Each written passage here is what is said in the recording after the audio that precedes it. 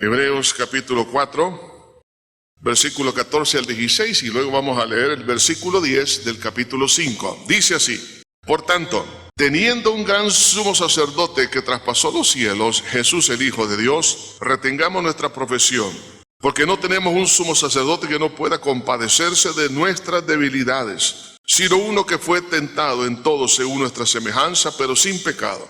Acerquémonos pues confiadamente al trono de la gracia para alcanzar misericordia y hallar gracia para el oportuno socorro. Versículo 10 del capítulo 5. Y fue declarado por Dios sumo sacerdote según el orden de Melquisedec.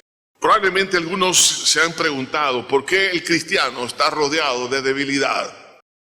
Es muy sencilla la respuesta: porque aún no hemos sido glorificados, lo cual significa que nuestro cuerpo no ha sido transformado a un cuerpo similar al cuerpo con el cual Jesucristo, nuestro Señor, resucitó. Pero cuando eso suceda, esto va a venir el día de la redención, o que se conoce como el arrebatamiento. Entonces nuestro cuerpo prácticamente y todo nuestro ser ya no va a estar rodeado de necesidades y de debilidades. Pero mientras estamos en esta tierra, nosotros necesitamos de la asistencia continua por parte del Señor. Algunas veces quizás inconscientemente estamos pensando que Dios sí nos perdonó, nos salvó, nos rescató de las tinieblas y nos ha puesto en su reino y nos ha escrito nuestro nombre en el libro de la vida. Tenemos vida eterna, pero parece que no estamos muy conscientes de la asistencia de Cristo mientras estamos en el desierto de esta vida. Cuando Dios sacó al pueblo de Egipto, no solamente lo liberó, lo salvó, pero lo sustentó en el desierto. Y quiero decirles que así también es ahora. Tenemos a nuestro Dios, nuestro Señor Jesucristo, como sustentador de nuestra vida para que no desmayemos. Y es en ese sentido, hermanos, que el ministerio sacerdotal de Cristo, como lo dice aquí este versículo 10 que hemos leído, y fue declarado por Dios sumo sacerdote según el orden de Melquisedec, el sacerdocio tenía que ver con la asistencia al necesitado. Y usted y yo sabemos que nuestro sumo sacerdote, que es Cristo Jesús, está pendiente de todos los detalles de nuestra vida. Es por eso que quiero hablar en esta hora, inspirado en lo que dice este versículo 16. Acerquémonos pues confiadamente al trono de la gracia para alcanzar misericordia y hallar gracia para el oportuno socorro. El tema del mensaje es el recurso inagotable de la gracia. Hay dos cosas que quiero mencionar sobre ello. En primer lugar, el ministerio sacerdotal de intercesión del Señor Jesucristo. Y en segundo lugar, quiero mencionar la compasión de nuestro intercesor. Dos cosas: el ministerio de Cristo y la compasión de Cristo para con usted y para conmigo. Se nos olvida que Jesús no solamente llevó a cabo la redención en la cruz y por medio de su resurrección, dice la Biblia, hemos sido justificados. Pero hay algo más que aconteció y tiene que ver con la ascensión de nuestro Señor Jesucristo, y ahora que está a la diestra del trono de Dios, y tiene que ver con el ministerio de la intercesión. Ahora, en el momento en que Jesús asciende al cielo, entonces se empieza a desarrollar un ministerio de ayuda continua para con usted y conmigo. Por eso nosotros debemos de sentirnos agradecidos con Dios y evitar que algunos pensamientos de soledad o de abandono vengan a nuestra mente y empecemos a dudar acerca si Dios está conmigo o no está conmigo. La verdad que Jesús dijo: yo estaré con vosotros todos los días hasta el fin del mundo. Por eso que cuando la Biblia nos habla aquí que el Señor Jesús es nuestro sumo sacerdote y está intercediendo por nosotros, y significa que hoy tenemos, hermanos, tenemos esa comunión con Dios, pero a la vez hemos sido justificados por el Señor y a la vez tenemos la seguridad de la salvación y la asistencia continua de parte del Señor Jesucristo. En el capítulo 7 de Hebreos, versículo 25 dice: por lo cual puede también salvar perpetuamente a los que por él se acercan a Dios, viviendo siempre para interceder por ellos. Oye esto, la intercesión de Cristo es por usted y por mí. En el Antiguo Testamento, el sacerdocio tenía un significado muy interesante, y especialmente el sumo sacerdote, el jefe de todos los sacerdotes de aquel entonces, conocido como sumo sacerdote. La palabra sacerdote en el Antiguo Testamento, en el hebreo, significa ministro autorizado. Es decir, que Dios lo ha asignado. Nadie tomaba ese privilegio si no era asignado por parte de Dios. Por eso que en el griego y en el Nuevo Testamento, la palabra sacerdote significa intermediario. Porque es un ministro, es decir, es una persona asignada por Dios, pero que funciona como intermediario. De ahí entonces la palabra latina que se traduce como sacerdote significa constructor de puentes. En este caso, Jesús es el puente entre usted y Dios, entre la iglesia y Dios. Por eso la Biblia dice, no hay otro mediador entre Dios y los hombres, sino Jesucristo hombre. Y el sacerdote en el Antiguo Testamento estaba a favor del pueblo, es decir, era el que representaba al pueblo delante de Dios. Lo contrario era con el profeta. El profeta representaba a Dios delante del pueblo. Pero el sacerdote era el que llevaba, digamos, las cargas, las dificultades del pueblo delante de Dios. De ahí que por eso el Señor dice en Éxodo, hablando del sacerdocio, dice, hablando de este sumo sacerdote, estará, dice, delante de mí y saldrá y bendecirá al pueblo. La misión del sacerdote era estar delante de Dios y todo lo que Dios le daba tenía que entregarlo al pueblo para que el pueblo fuera bendecido. En ese sentido, esta sombra del sacerdocio del Antiguo Testamento, que también tenía que ver con una promesa de un sacerdocio de Melquisedec, es decir, que era de un sacerdocio de carácter espiritual y eterno, de un sacerdocio divino. Entonces no está hablando de un sacerdocio humano, está hablando de un sacerdocio establecido por Dios mismo, con el objetivo de poder favorecernos a usted y a mí. Cuando yo entiendo entonces acerca de la función del sumo sacerdote, no solamente tenía que presentar una ofrenda para el perdón de pecados, lo cual Jesús lo hizo, pero también tenía que ver con la asistencia hacia el pueblo. De ahí que entonces encontramos, por ejemplo, la asistencia de Cristo cuando Pedro, aun cuando antes que Pedro cayera en pecado, Jesús ya estaba viendo la dificultad que vendría y le dijo, Pedro, yo he rogado por ti para que tu fe no falte. Y una vez, dice, confirmado, regresa a tus hermanos. Es decir, Pedro, sé que va a pasar estas dificultades, sé que es débil, tu espíritu está dispuesto, pero tu carne es débil. Yo he rogado por ti para que tu fe no falte. Jesús lo que hizo fue ayudarle a su restauración. Vemos como Jesús, por ejemplo, en Juan capítulo 17, versículo 9, vemos de igual manera cómo el Señor se ha preocupado por usted y por mí desde antes de que nosotros naciéramos. Dice aquí en Juan 17, 9, yo ruego por ellos, no ruego por el mundo, sino por los que me diste, porque tuyos son. Usted y yo le pertenecemos a Jesús. Somos hijos de Dios. Entonces Jesús, aún antes que usted y yo naciéramos, Él ya estaba orando, pidiendo para que usted y yo tuviéramos bendición. Ahora, si Jesús ha intercedido, hermanos, démosle gracias porque las respuestas ya están dadas. Entonces vemos ahora a Jesús cuando Él parte de esta tierra, después de su ascensión, comienza entonces ese ministerio de intercesión, es decir, un ministerio de asistencia continua. Porque quieras o no, quizás de alguna manera se nos ha como que a medio borrado el concepto o el hecho de la ascensión de Cristo.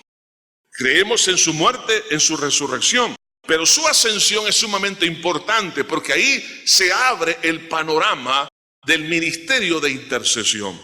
Por eso dice aquí la escritura que hemos leído, por lo cual puede también salvar perpetuamente a los que por él se acercan a Dios, viviendo siempre para interceder por ellos, siempre por ellos, por usted y por mí, los que hemos conocido a Cristo. Entonces, si entiendo este ministerio sacerdotal de Cristo, debo de echar mano de él y tener confianza que no estoy solo. Probablemente algunos de ustedes se han sentido solos en sus dificultades. Es más, esta soledad, esta tristeza, esa incapacidad, esa debilidad lo ha hecho sentir, hermanos, tan frágil y que mejor usted quizás está pensando, Señor, llévame ya. Yo ya esta vida ya no la soporto.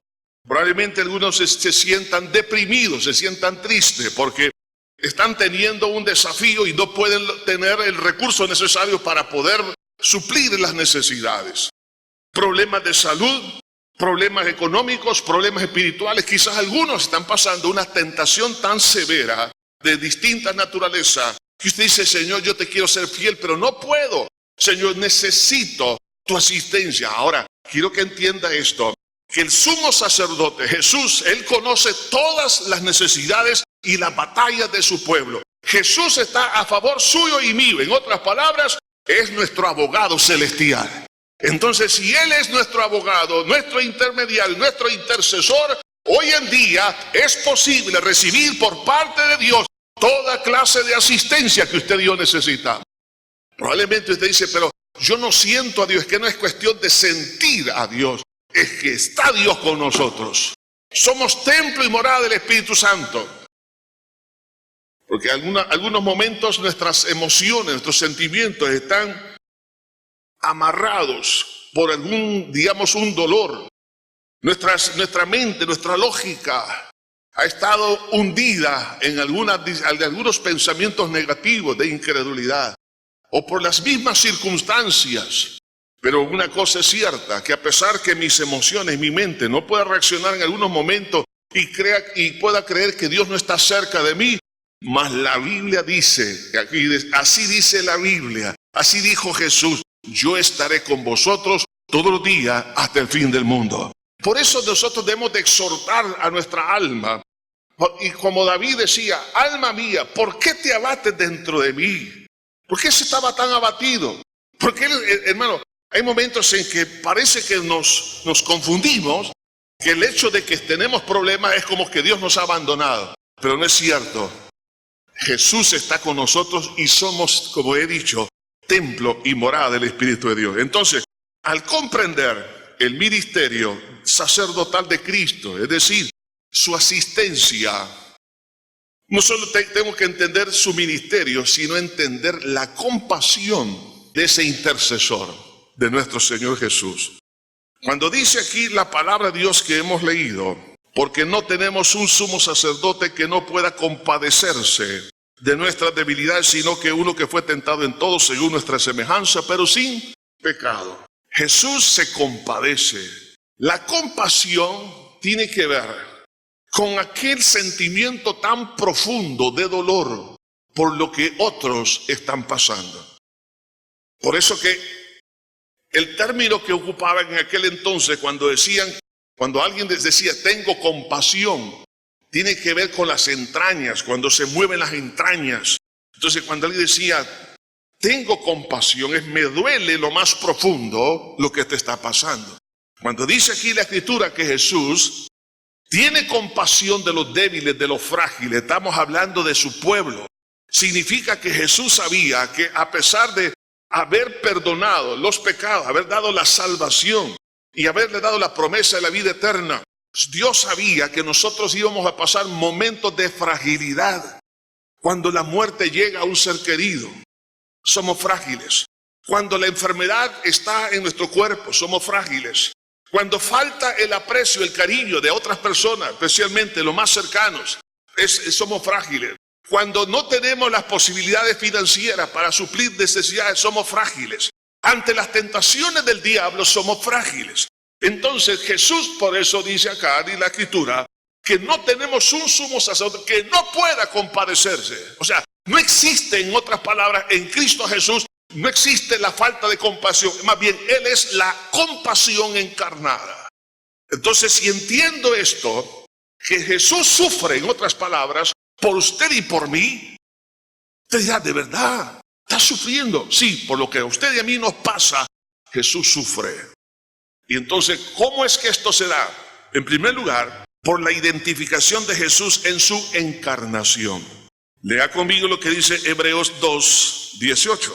Pues en cuanto él mismo padeció siendo tentado, es poderoso para socorrer a los que son tentados. Cuando Dios tomó forma humana en Cristo Jesús, Jesús, como lo dice también la porción que hemos leído, que fue tentado, dice, en todo, según nuestra semejanza, pero sin pecado. Significa que Jesús en su cuerpo, en su humanidad, sufrió las tentaciones. Ahora, es necesario hacer una aclaración.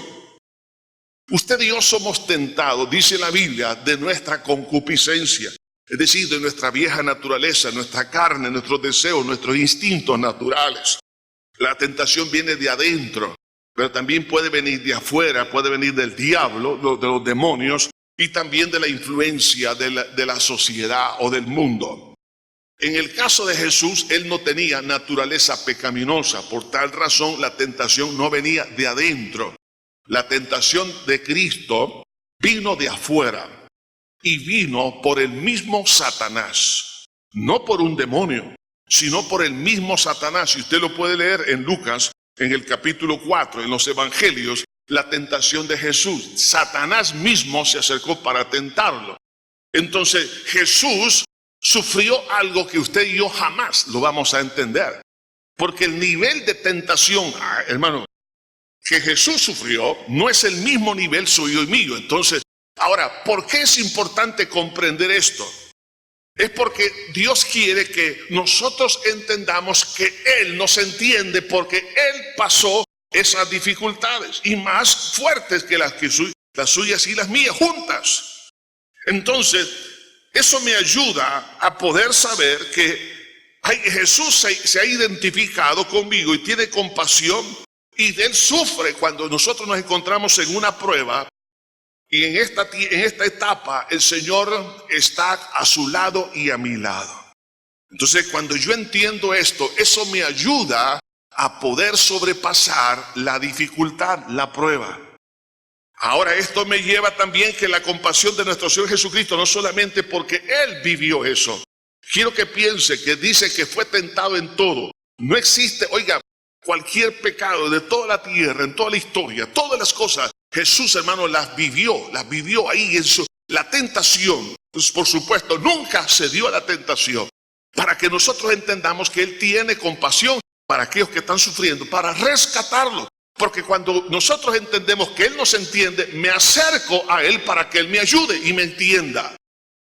Por eso que la compasión de Cristo comienza con el entender que Jesús nos entiende. En segundo lugar, la salvación que usted y yo tenemos en Cristo no solo nos ofrece el perdón de pecados, la liberación de los poderes de los demonios y de la vieja naturaleza y de muchas cosas, pero también nos ofrece la salvación, la sustentación espiritual o la asistencia divina. Cuando Dios sacó al pueblo de Egipto, no lo dejó abandonado, lo sustentó con agua, lo sustentó con alimento, le hizo provisión de techo, le hizo provisión de calor en la noche cuando hacía frío en el desierto, etcétera, etcétera, etcétera. Entonces, así también, cuando Jesús a usted y a mí nos ha hecho salvos, Él está pendiente. Y si nosotros empezamos a hacer un análisis de nuestro pasado, nos damos cuenta que hemos llegado hasta este día por la bendición de Dios cada día. Dios ha sido fiel, ¿sí o no, hermanos? Yo recuerdo una vez un hermano después de un culto me dijo: pastor, ore por mí porque no tengo trabajo, tengo más de 8 meses sin trabajo. Y hemos pasado de momentos de mucha dificultad. Y yo le pregunté: ¿y has comido? Y claro, como yo le vi su cuerpo que sí había comido, no me lo podía negar. Entonces me dijo: sí, pastor, mire, nunca nos ha faltado el alimento en nuestra mesa. Me dijo, y ahí se sonrió, me dijo: mire, Dios ha hecho provisión así, así. Entonces, ¿te das cuenta qué es lo que Dios te quiere enseñar? Que tú no dependes de la empresa o de que te despidió, con las que te van a contratar. Tú dependes del favor, de la misericordia por parte del Señor. Entonces Dios está a tu lado para bendecirte, para ayudarte. Entonces, la sustentación es algo que debo de comprender, y eso es lo que el ministerio sacerdotal de Cristo, es lo que Él quiere hacer hoy en día. Entonces, y porque sus hijos son débiles, usted y yo, entonces estamos en esta etapa de creyentes redimidos, pero aún no ha sido glorificado nuestro cuerpo. Entonces, mientras no lleguemos a el momento cuando este cuerpo sea transformado en un abrir y cerrar de ojos a un cuerpo similar al cuerpo de Cristo, entonces el ministerio sacerdotal de Cristo proveerá todas las necesidades que usted y yo, hermanos, estamos ansiosos de que en un momento dado tengamos respuesta. Entonces, no nos sintamos abandonados ni tristes. Si lo ha abandonado su esposa o su esposo, lo ha abandonado sus hijos, lo ha abandonado sus mejores amigos, pero Dios no lo ha abandonado. Entonces, entendiendo eso, entonces eso significa que yo debo de aprender a echar mano de ese tesoro, del trono de la gracia. Ahora, la eficacia de esa intercesión, el recurso que hay en esa intercesión, es decir, en esa asistencia de Cristo, ¿saben por qué es efectiva? Porque es inagotable, no se acaba jamás, porque la fuente es Dios mismo. Y en esta misma epístola a los Hebreos nos habla quién es ese sumo sacerdote. Dice el capítulo 1, versículo 1. Dios, habiendo hablado muchas veces y de muchas maneras en otro tiempo a los padres por los profetas, en estos postreros días nos ha hablado por el Hijo, a quien constituyó heredero de todo y por quien asimismo hizo el universo, el cual, siendo el resplandor de su gloria y la imagen misma de su sustancia, y quien sustenta todas las cosas por la palabra de su poder. ¿Quién es el que sustenta? Lo dicen los versículos anteriores. Es el que hizo el universo. Es el resplandor de la gloria y la imagen misma, o es decir, la misma esencia de Dios. Entonces, si Jesús es Dios, es lo que me está diciendo, que es nuestro sumo sacerdote, dígame, ¿qué escasez existe en Jesús? Ninguna. Él es, hermano, el que llena todas las cosas, el creador del cielo y la tierra, el que sustenta todo el universo. ¿Cómo no va a asistir y a sustentar o a llenar los vacíos del corazón? Si Dios llena el universo, ¿qué puedes decir en un alma que no pueda ser llenada por su presencia? Dios llena los vacíos y asiste a cada uno. Por eso es inagotable el recurso. Se dirá, pero ¿será posible eso? Claro que sí, así lo dice la Biblia. No lo digo yo, lo dice la Biblia. No solamente que es inagotable, sino que es efectiva. ¿Por qué? Porque esto nace del corazón de Dios, inspirado por Dios y ejecutado por Él mismo. Por eso que en el versículo 3 nos dice en esta segunda parte que hemos leído, quien sustenta todas las cosas por la palabra de su poder, habiendo efectuado la purificación de nuestros pecados por medio de sí mismo, se sentó a la diestra de la majestad en las alturas. Entonces, ahí vemos ahora que Dios diseñó este plan, lo llevó a cabo, y entonces es tan efectivo que está a favor suyo y mío. No solamente que está a favor suyo y mío en las áreas de necesidad económica, de salud o de cualquier otra naturaleza, sino también cuando tenemos problemas con Satanás, con los demonios. Dice en el versículo 14 del capítulo 2, así que por cuanto los hijos participaron de carne y sangre, él también participó de lo mismo para destruir por medio de la muerte el que tenía el imperio de la muerte, esto es al diablo, y librar a todos los que por el temor de la muerte estaban durante toda la vida sujetos a servidumbre. ¿Qué esto es lo que está diciendo? Que Jesús venció, destruyó, dice acá, a Satanás. Por eso participó Cristo de carne y sangre para destruir al diablo por usted y por mí. Si el diablo lo está molestando, entonces dígale a Jesús que pelee por usted. A una niña le preguntaron una vez, ¿qué haría si Satanás viene a tocar la puerta de tu corazón? La niña se quedó pensando por unos segundos y dijo, le diré al Señor Jesucristo que le abra la puerta. ¿Qué problemas tiene usted con los demonios? Sí, existe, claro que sí, esas batallas, pero mayor es aquel que esté en nosotros que aquel que en el mundo está. Para poder nosotros vencer y tener seguridad de la victoria y no ser esclavos del temor. Porque el diablo, hermanos, quiere que nosotros seamos esclavos de él a través del temor a la muerte, pero Cristo la venció por usted y por mí. Entonces Jesús nos está diciendo, hijo, echa mano de este recurso. Así que la intercesión de Cristo es eficaz, primero porque es inagotable, porque Jesús es Dios. Segundo, porque es efectiva, porque viene de Dios y Dios la ha ejecutado. Y es porque está a nuestro alcance. Dios la ha puesto delante de nosotros en bandejas de plata. Por eso dice que el versículo 18 del capítulo 2, pues en cuanto él mismo padeció siendo tentado, es poderoso para socorrer a los que son tentados. Es accesible la asistencia, sí, claro que sí. Por eso el versículo base que hemos tomado dice, acerquémonos pues confiadamente al trono de la gracia para alcanzar misericordia y hallar gracia para el oportuno socorro. Acerquémonos pues, ¿a dónde? A ese recurso, está disponible. La palabra de Dios nos dice en 1 Corintios, en el capítulo 10, en el versículo 13, la Escritura nos habla acerca de aquellos que quizás se sienten tentados.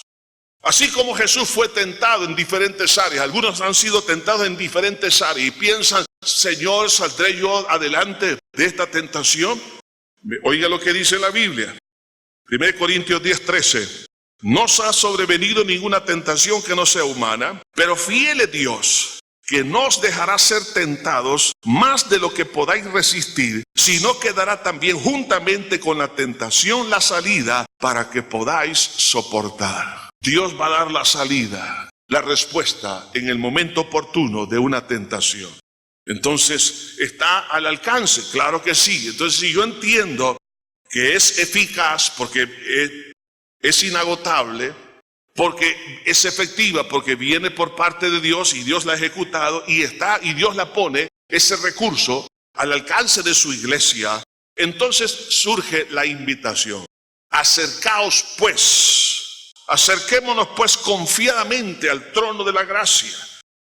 Esta invitación, hermanos, al trono de la gracia, sencillamente tiene varias razones y entre ellas, porque Jesús entiende nuestra lucha.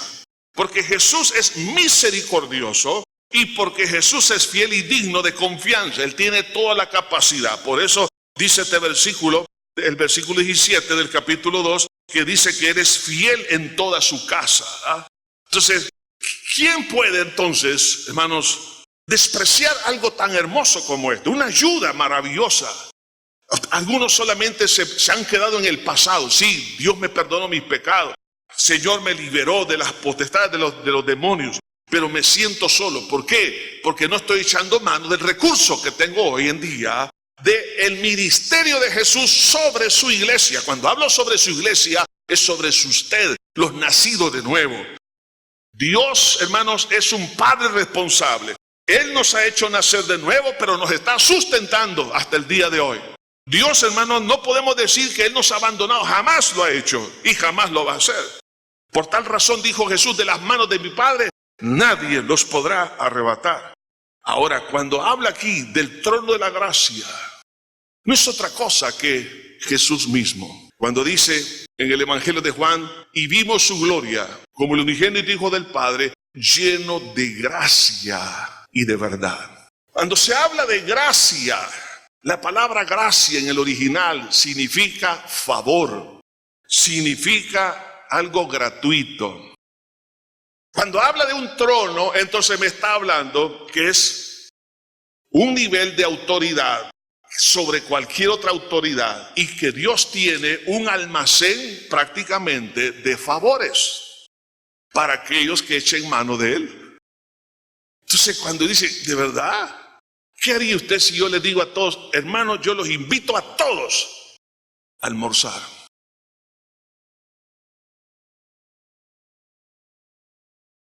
Una punta jalapeña con langosta, mejor no sigo, ¿verdad? Usted dirá, ¿cuántos quise? Amén, dirían todos. Bueno, el Salmo 23 dice, aderezas mesa delante de mí en presencia de mis angustiadores. En el contexto, ¿quiénes son los angustiadores en el Salmo 23? Los lobos, es decir, los demonios, sus enemigos. Pero Jesús le ha preparado, ¿qué cosa? Una mesa para que usted y yo la disfrutemos. Entonces esa mesa es la asistencia del ministerio sacerdotal de Cristo, nuestro sumo sacerdote, nuestro Señor Jesucristo, que es el único mediador entre Dios y los hombres, Jesucristo hombre, dice la Biblia. Entonces, si yo entiendo eso, entonces Jesús está pendiente de mí y me dice: hijo, aquí está todo preparado, aquí está todo, pero te quiero decir una cosa: para que tú puedas comer aquí, tienes que, para entrar aquí, debes de dejar tu tarjeta de crédito afuera. Olvídate del efectivo. Al que entra aquí, entra sin cartera, porque es gratis. Es gratis, es un favor. Claro, para usted y para mí es gratis, pero a él le costó su propia vida. Entonces, cuando yo entiendo que todo ha sido ya pagado por mí, y Dios me dice: hijo, aquí está. ¿Qué asistencia necesita? ¿Cuál es tu problema? ¿Quién te está causando dificultades? Mira, ¿cuál es tu situación de tu salud?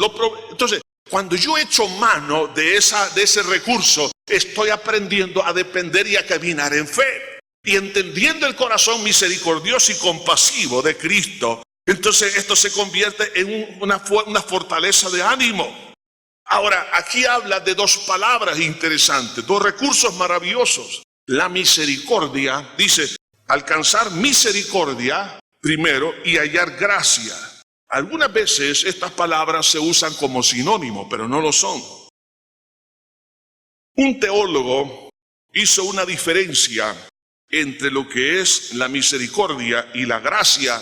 En cierto punto, decía él, es para borrar el fracaso del pasado, lo cual uno tiene que llegar a tomar. La misericordia es así, pero la gracia es para la obra presente y futura, que es algo que yo tengo que buscarlo.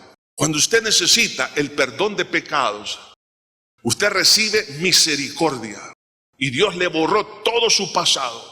Borrón y cuenta nueva, lo limpió, lo purificó, lo santificó. Eso ha sido un acto de misericordia, algo que usted y yo no merecemos. Pero la gracia, cuando dice aquí, acerquémonos pues al trono de la gracia, es algo que yo tengo que buscar. Está servido, pero yo tengo que dar el paso de fe. Y es para la asistencia presente y también futura. Entonces, por eso no debemos de quedarnos estáticos. No, tengo que acercarme. ¿Se recuerdan ustedes cuando Moisés vio esa zarza que ardía y no se consumía? Él dijo: qué extraño, se está quemando, pero no se consume. Las hojas y las ramas no les pasa absolutamente nada. Y dice la Biblia que se acercó. O sea, que empezó a caminar para ver más de cerca el milagro. Eso es lo que Jesús quiere que nosotros entendamos, que yo debo de dar los pasos de acercamiento, esos pasos de fe. ¿Para qué? Para hallar el oportuno socorro. ¿Qué significa eso? Es que Jesús ya había visto entonces desde la distancia que un día usted y yo íbamos a aceptar a Jesucristo como nuestro único y suficiente Salvador, y que mientras estábamos en el desierto de esta vida, íbamos a pasar varios momentos de urgencia, porque el socorro solo ocurre cuando hay urgencia. Alguien se está ahogando, el momento de pedir socorro, no anda pidiendo en todos momentos. Cuando alguien está en una gran tribulación, pide ayuda, es un socorro. O sea que Jesús sabía que nosotros íbamos a pasar esos momentos de gran dificultad, pero Él ya había hecho la provisión en forma anticipada para que el momento que yo clame encuentre la respuesta. Si me estoy ahogando, ahí está el salvavidas, hijo, ya está ahí está a tu lado. Entonces, hay momentos en la vida que no echamos mano de este recurso porque somos tan vanidosos, tan orgullosos, autosuficientes. Yo puedo hacerlo. El humanismo, el positivismo humano y muchas cosas, hermanos, los triunfos de la vida, algunos los han hecho pensar que ellos son los autores de su vida, que no necesitan de nadie, se sienten, tan llenos de autosuficiencia. Entonces, y si nosotros como cristianos andamos en esa senda, debo decirle esto, que va a pasar momentos de mucho quebrantamiento. Es mejor que nosotros nos humillemos. Y la humillación tiene que ver entender que estoy en el mismo terreno que los demás, que soy del mismo polvo que los demás, que no tengo yo recursos extras que otros. Hermano, todos tenemos el mismo recurso. Entonces, humillarme significa ser transparente conmigo mismo, que soy de la tierra, soy frágil, soy débil. Pero si yo creo que no es así, entonces vendrá el quebrantamiento. Y Dios es especialista en esto. Leí hace un tiempo atrás del caso de un hombre que estaba en un muelle y por un accidente él cae al agua. Un hombre que tenía sobrepeso, mucho sobrepeso. Entonces la gente estaba muy preocupada porque no sabía nadar y la gente pedía que alguien se tirara para rescatarlo, pero nadie quería. ¿Por qué? Porque claro, si alguien quería rescatarlo, lo iba a ahogar porque nadie puede manejar un sobrepeso tan, bueno, me imagino que unas 300, 400 libras. ¿Qué pasaría? No, nos ahogamos juntamente con él. Ahora, pero había ahí un marinero, una persona experta en las aguas, que le decían que se tirara y él no hacía caso, pero estaba muy pendiente, muy pendiente. Y cuando ya vio que este hombre ya había tragado un poquito de agua, entonces y vio que ya estaba sin fuerza, se tiró y lo sacó a tierra. Ahora le preguntaron, ¿y usted por qué esperó tanto para sacarlo? Y él dijo, estaba esperando que se le terminaran las fuerzas porque si no me iba a ahogar con él. Y así, al momento que ya no tiene fuerzas, lo pude manejar hacia la orilla. Dios espera el quebrantamiento porque al corazón contrito y humillado no lo desprecia el Señor. Pero si usted anda diciendo, yo puedo, yo soy un triunfador, yo no necesito de nadie. Si usted anda diciendo que usted es capaz, tenga cuidado, porque hay varios muelles en la vida que usted puede caer al agua y esa prepotencia y soberbia y vanagloria se le va a ir al suelo. Pero aún así, cuando usted esté en esa situación y usted se humilla, debe de saber que hay recurso maravilloso, porque hay alguien, hermano, que nos va a rescatar, así como a Pedro. Cuando Pedro se estaba hundiendo, él clamó, Jesús extendió la mano y lo sacó adelante. Así también lo hace hoy en día. Si usted está en una crisis, una dificultad, eche mano de ese recurso maravilloso del Señor para el oportuno socorro, es decir, en el momento clave, cuando usted decía, yo ya no puedo, ahí llega el Señor.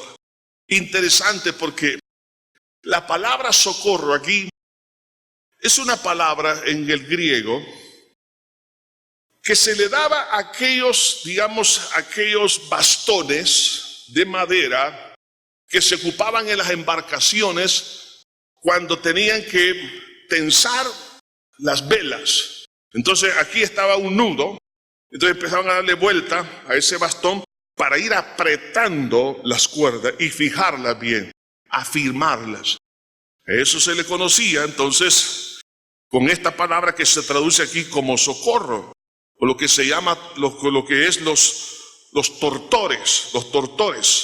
Entonces es el momento de ir apretando y fijando las cosas. De ahí que cuando estamos en un momento, usted ve que estamos a la deriva, el Señor Jesús viene y empieza a tensar todas las cuerdas y decir, no, hijo, no te desesperes, yo estoy contigo.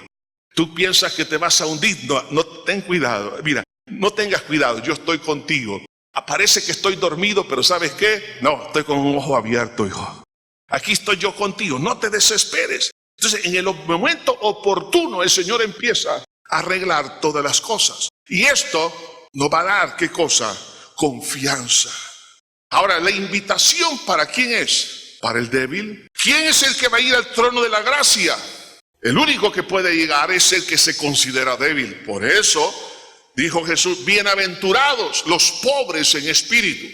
Otra versión dice, bienaventurados los que reconocen su necesidad espiritual, el reino de los cielos le pertenece.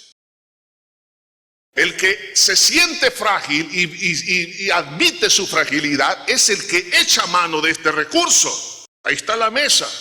Pero el que dice, yo no necesito de la mesa de Dios, va a tener problemas. Porque todos somos necesitados y todos somos frágiles. Entonces le va a decir el Señor Jesús, como le dijo a Pedro, Pedro, a la verdad el espíritu está dispuesto, pero la carne es débil, Pedro. ¿Tú crees que eres demasiado fuerte? No, olvídate de eso. Va a venir un momento de quebrantamiento. Nosotros necesitamos entonces entender que esa mesa, ese trono de la gracia está disponible para el débil. Por eso Pablo entendió esta clave cuando él quiso que Dios le quitara el aguijón. Y Jesús le dijo, bástate mi gracia, porque mi poder se perfecciona en tu debilidad. Entonces, cuando él entendió eso, dijo, entonces me gloriaré más bien en mi debilidad para que repose el poder de Dios sobre mí. Porque cuando soy débil, soy fuerte. Porque cuando somos débiles, echamos mano del recurso de Dios. Entonces somos fuertes no por nosotros, sino por el recurso del Señor. Entonces, para esa persona está este trono de la gracia. Pero esto tiene que ver con un corazón humilde. Y recuerde que la humildad no tiene que ver nada cómo nos vestimos, dónde vivimos. No, la humildad es una virtud espiritual. Por eso Jesús dijo, aprended de mí que soy manso y humilde de corazón. Oiga, Dios en sí mismo, siendo el Dios maravilloso, el creador de todo, su característica es humildad. Y nosotros, poco de barro, prepotentes, soberbios, altivos, y no hemos creado ni siquiera una mosca, y Dios creó todo el universo, y nosotros nos creemos autosuficientes. Cuidado, la persona que es humilde reconoce su necesidad. Entonces para ellos es el trono de la gracia, porque saben que allí está su recurso. ¿Cuáles son las formas para acercarse al trono de la gracia? Hay varias de ellas, pero yo solo le voy a mencionar 5 formas para acercarnos a ese trono de la gracia, de ese favor, de esos favores de Dios. ¿Cuántos quieren favores de Dios, hermano? Bien. En primer lugar, entonces, el primer paso es saber que Dios conocía de antemano que necesitaríamos ayuda. Es decir, que yo pueda entender que Dios entiende que Él vio en la distancia mi problema, que no es algo que está ocurriendo por casualidad. Entonces, eso me ayuda a entender que Dios tiene cuidado de mí. Entonces, saber que Dios conocía de antemano mi necesidad de ayuda, por eso el Señor dijo que Él, hermano, que Él está pendiente de usted y de mí. Dice que aún los cabellos de nuestra cabeza, el Señor no sabe cuántos hay. ¿Cuántos de los que están aquí algún día se han tomado la molestia de contarse los cabellos de su cabeza? Nadie. O lo que Jesús nos está tratando de decir es, hijo, yo estoy más interesado aún en lo que tú no te interesas. O sea, ese detalle me ayuda a ¿qué? Acudir a la gracia. ¿Por qué? Porque me está diciendo que Dios tiene cuidado de mí. Segundo, creer el cuidado especial de Dios después de nuestra salvación. Si Jesús nos salvó, nos redimió, nos ha hecho sentar en los lugares celestiales juntamente con Cristo, entonces tengo que creer que yo soy alguien especial para Dios, porque así lo somos. Dice la Biblia, somos olor fragante, olor grato al Señor. Entonces, si soy algo así, entonces yo debo de entender que Él está al cuidado de mi vida. Si Él nos ha engendrado, por Él, es decir, como dice la Biblia, hemos sido engendrados por Dios. Él no nos ha abandonado, sino que Él está al cuidado suyo y mío. Entonces yo tengo que creer en que Él me cuida. Pero pastor, mire los problemas que estoy pasando en este día. Sí, es que Él sabía los problemas. El Señor no prometió que no iban a haber problemas, pero el Señor prometió que estaría al lado nuestro en los problemas. Vemos las grandes batallas en el Antiguo Testamento, pero aquellos hombres de fe que echaron mano del recurso de Dios, ellos vieron la asistencia de Dios. Así también hoy en día. Así que en tercer lugar, otra forma de acercarnos al trono de la gracia es echar mano de la promesa de ayuda de nuestro abogado o nuestro intermediario, nuestro sumo sacerdote, que es Jesús. Oiga esto, el único verdadero sacerdote se llama Jesús. Es el único intermediario, el único ministro autorizado por Dios. El único puente entre Dios y el hombre se llama Jesús. Dice en su palabra, si habéis pecado, abogado tenéis para con el Padre, a Jesucristo el justo. Entonces, si usted ha pecado, por decir, en alguna área de su vida, hermano, debe de saber que Jesús está a su lado, no para hundirlo, sino para levantarlo, para producirle arrepentimiento, para darle la fe, para darle confianza, para darle lo que usted necesita. Si usted se siente débil, usted siente que las pruebas lo están agobiando, ya no puede más, su abogado se llama Jesús. Ese intermediario, ese sumo sacerdote, se compadece de usted y de mí. Entonces yo tengo que echar mano de esa promesa. Y ¿sabe qué? Es gratis, es por gracia. Por eso se llama el trono de la gracia. Porque algunos creen que dando dinero es como voy a obtener la gracia de Dios. Perdónenme, pero quiero decirles esto. Muchos han creído esta mentira del diablo. Es la doctrina de la prosperidad. Porque piensan que dando dinero van a obtener la sanidad para su hija, la restauración en su hogar, los problemas financieros. Siempre de este dinero, de esto y lo demás para obtener algo de parte de Dios. Hermano, esa es una aberración. Eso no es por obras, hermano, es por la gracia. La obra preciosa de Cristo en la cruz del Calvario, hermano, ha dado entonces esa obra un sacerdocio inmutable, y es un sacerdocio efectivo, y es un sacerdocio por gracia. En otras palabras, usted y yo no necesitamos dar nada para recibir una sanidad y una restauración de nuestra vida. Todo lo dio Cristo por usted y por mí en la cruz del Calvario. Entonces, yo tengo que dar a otros, pero por amor a Dios y por amor a los demás, pero no para recibir nada. Yo ya lo tengo todo en Cristo Jesús. Entonces, los recursos son inagotables. Entonces tengo que echar mano de esa promesa, de ese abogado. En cuarto lugar, venir con un corazón contrito y humillado. Porque vivir de favores a muchos no les gusta.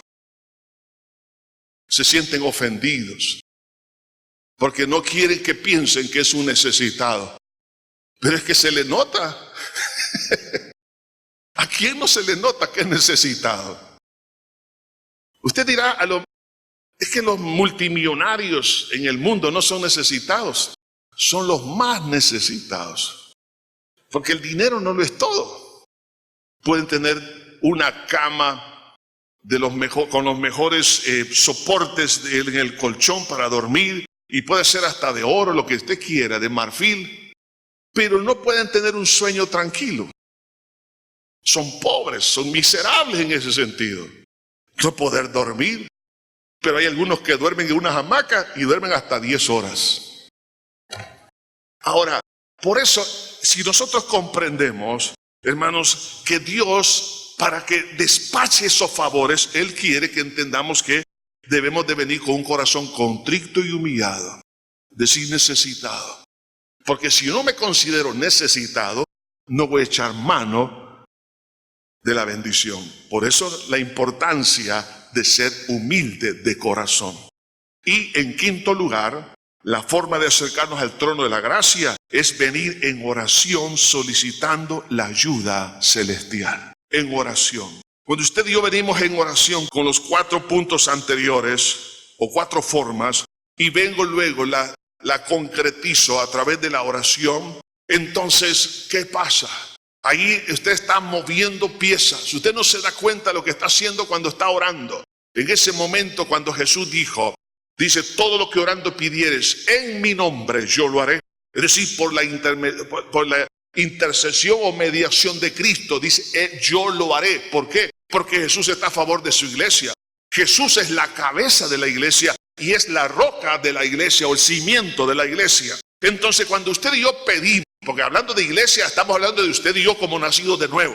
Cuando hablamos de esa bendición, hermano, es porque entendemos que somos en Cristo, somos uno con Él. Y entonces cuando pedimos al Señor algo, usted está, hermano, moviendo esas piezas en el cielo y Dios está viendo qué es lo que le va a proveer y Él sabe en qué momento se lo va a dar, en qué instante, todo, hermano. Por eso la Biblia dice, Dios todo lo hizo hermoso en su tiempo. Cuando usted empieza a orar y usted clama al Señor en el nombre de Jesús, déjeme decirle, ya está una respuesta. Puede ser sí y puede ser no también.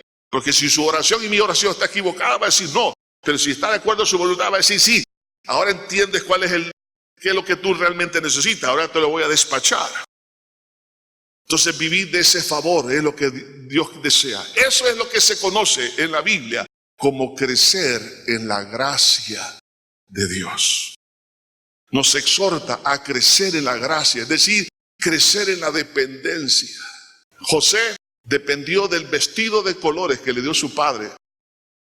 Él no lo hizo, pero lo disfrutó. Dios quiere que usted y yo disfrutemos de todo eso. Que podamos echar mano y decir, Señor, aquí está mi vida. Recibo toda la bendición que tienes para mí. Yo necesito esto para mis hijos, para mi padre, para quien sea. Señor, todo lo que usted necesita, si está conforme a la voluntad de Dios, Dios lo va a despachar. Y usted va a tener un recurso inagotable día tras día. Se siente débil porque está siendo tentado, Dios lo va a fortalecer. Siente que usted está cayendo en la duda, Dios va a fortalecer su fe. Usted le dice sinceramente, Señor, ayúdame. Mira, Señor, no puedo perdonar.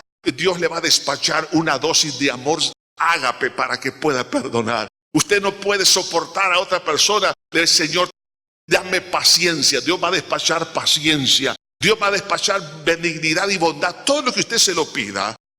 Si usted se humilla y se quebranta y acepta ese recurso, la gracia será su pan de cada día. Señor Jesús, ante ti estamos en esta hora.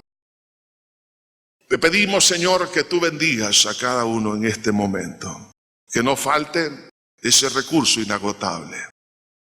Te pido para la gloria y la honra de tu santo nombre, Señor, que ayudes a mi hermano y a mi hermana a no desesperarse. Sé que hay momentos cuando se nos nubla por las crisis, los problemas, la soledad, por las dificultades, por los ataques del diablo, Señor, o por cualquier otra razón, circunstancias negativas. Señor, nos sentimos como solos, pero no es cierto. Es ahí donde tenemos que aprender a echar mano del recurso que viene de ti. Señor, en este día queremos vivir de tus favores y de esa manera estamos honrando tu nombre, porque a ti te costó tu propia vida. A precio de sangre está disponible la gracia. Es gratis para nosotros, pero a ti te costó tu propia vida. Y el aceptar esa gracia significa honrar, agradecer lo que hiciste por mí, Señor. Es agradecer, Señor, el amor que mostraste en la cruz del Calvario. Es darte gracias. Echar mano de ese recurso significa estar agradecido eternamente contigo, Jesús. Te alabo y te bendigo, Señor. En este momento abrimos nuestro corazón a toda la gracia, a todo lo que tú quieras darnos, Señor. Lo recibimos como un acto de gracia para honrarte a ti, Señor. Pedimos que tú bendigas a tu pueblo, que nadie desmaye, que nadie, Señor, se sienta solo, que busque tu rostro en oración, que se acerque en oración a ti día a día, día a día, y va a conocer lo que es el trono de la gracia, esa despensa celestial. Padre mío, bendice a este pueblo en el bello nombre de Jesús. Amén. Estimado amigo y amiga que en esta hora ha escuchado el mensaje de la palabra de Dios, Dios tiene una linda oportunidad para usted, pero usted tiene que tomar una decisión, y es una decisión de fe. Y esa decisión tiene dos grandes partes. Uno, que le pida perdón a Dios por haberle ofendido a Él con sus pecados. Y en segundo lugar, creer que Él derramó su sangre para perdonarle todos sus pecados. Si usted quiere en esta hora abrir su corazón a Dios y decirle, Señor, sálvame, le voy a dirigir en una oración que contiene estos dos elementos que le he mencionado. Por favor, ahí donde está, haga esta oración conmigo. Diga, Padre eterno que estás en los cielos, me arrepiento de todo corazón por haber pecado contra ti. Reconozco que soy una persona pecadora. Me duele, Señor, el haberte ofendido con todos mis pecados. Límpiame con tu sangre que derramaste en la cruz. Creo que resucitaste para mi justificación delante de tus ojos. Por ello, Señor, te abro mi corazón y te recibo como mi único y suficiente Salvador. En Cristo Jesús. Amén y amén. Le felicito a todas aquellas personas que en esta hora han tomado a bien darle su vida a Jesús. Ahora, ¿qué tiene que hacer? Lea la Biblia. La Biblia es como un poema de amor de Dios para usted. Es su alimento, es su pan diario. Además de eso, ore. Orar es platicar con Dios en nombre del Señor Jesucristo. Congréguese en la iglesia para que usted sea edificado y fortalecido. Y también recuerde que si vuelve a caer en algún pecado, pídale perdón a Dios y no se quede postrado a la mitad del camino. Sacúdase el polvo a través del arrepentimiento pidiéndole perdón a Dios y levántese y siga caminando porque Jesús le espera al final del camino. Que Dios le bendiga.